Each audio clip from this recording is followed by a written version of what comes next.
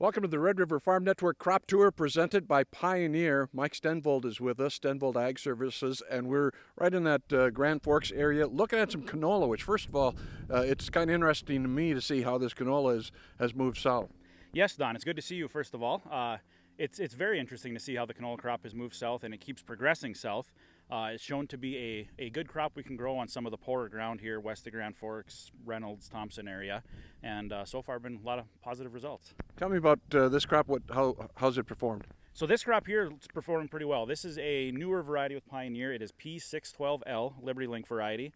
And I know this particular customer shoots for around a ton an acre, and so far we've been seeing around 2,400, so no complaints there. That's fantastic. What about the rest of the crops? Where are we sitting? Sitting pretty good. Soybeans are advancing further probably than we're going to like. Of course, this heat is going to push that this weekend, but they do look very good. I think I'm personally more optimistic on soybean yield than I am on corn yield. But overall, no complaints with the dry weather we've had. Like you mentioned, we've got some heat coming this weekend. That's going to really push these crops. It is. We've got soybeans. I think that'll be ready early to mid next week. Currently, and everything else is going to be yelling up pretty quick.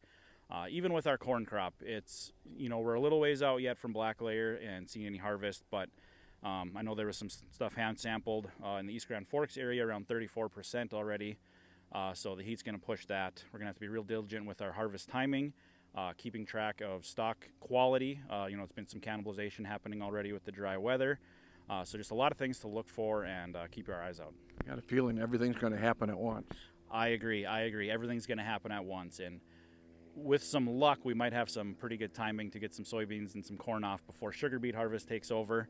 Once that takes over, that's kind of king. Mm-hmm. So some of the other crops can get pushed to the back, and that's where we can have some issues. So tell me about the year itself in this area.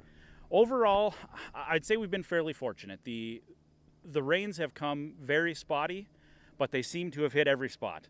I think we're sitting somewhere between 6 and 7 inches for the year, which isn't great, but it's better than some other areas, that's for sure. We've had a lot of weird bug issues this year. Have you seen any in this footprint? Yeah, we had clover worm issues and spider mites in soybeans that, at least with the clover worms, was kind of a new one, or not. You don't see it too often.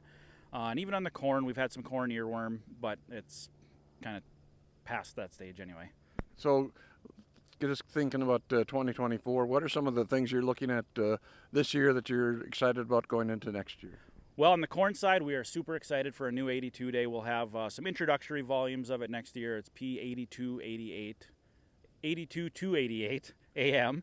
It looks phenomenal. Other than that, we've got our good old classic P8588.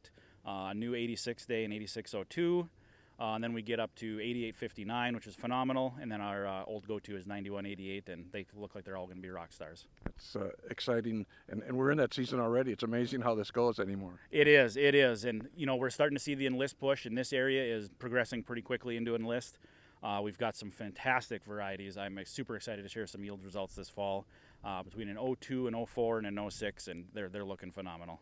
And we shouldn't forget canola. Canola either. We've got 505 MSL, and P612L that we're standing by here. Those are going to be our two go-to Liberty Link varieties. And, if these guys were here, they could attest that they've been pretty happy with it. That's fantastic. Mike Stenvold with us once again. It's our crop tour, the Red River Farm Network crop tour. We're in that Grand Forks area today. The Red River Farm Network crop tour presented by Pioneer.